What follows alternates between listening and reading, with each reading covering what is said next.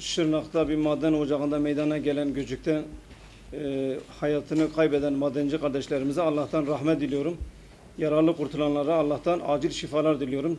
Cenab-ı Hak bu tür felaketleri bir daha milletimize göstermesin inşallah. Çocukların yeri annelerinin yanıdır. Yüreği yanmış tüm annelere selam olsun. Son zamanlarda kamuoyunu meşgul eden ve ciğeri yanan annelerin feryat çığlıklarıyla yüreğimizi dağlayan çocukların dağa çıkarılması olayı hiçbir mazeret kabul etmeyen insanlık dışı bir olaydır. Çocukları ellerinden alınmış annelerin haklı mücadelelerini desteklediğimizi, onların yanında olduğumuzu hep beraber burada belirtmek istiyoruz. Tüm kesimlerden saygı ve duyarlılık bekliyoruz. Çocuklar bir istismar aracı olarak kullanılmamalıdır.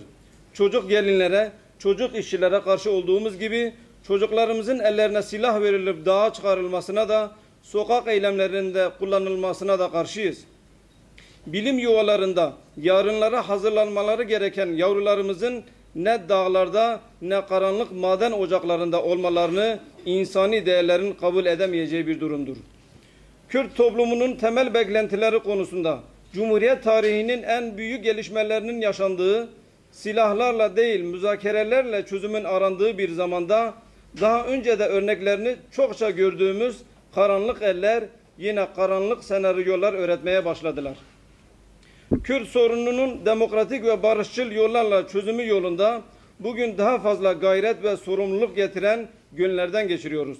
Bu sürecin kesintisiz devam etmesi ve kalıcı bir barış ile taşlandırılacak gelişmelerle sürdürülmesi beklenirken, son zamanlarda toplumun sürece olan inanç ve güvenini sarsan, toplumu kaygılandıran gelişmeleri endişeyle izliyoruz.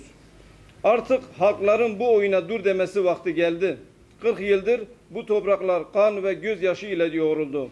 Artık bu toprakların kan, gözyaşı ile değil, barış tohumları ile yeşermesi gerekir. Barış süreci devam etmelidir. Bunu baltalamaya kimsenin hakkı yoktur.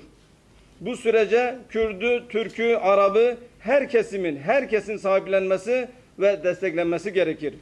Ülkemizin özlenen barışa kavuşması, çatışma ortamının tamamen ortadan kaldırılması ile Kürt sorununun çözümüne yönelik her türlü adım, barış ve huzur ortamımızın inşası anlamına gelmektedir.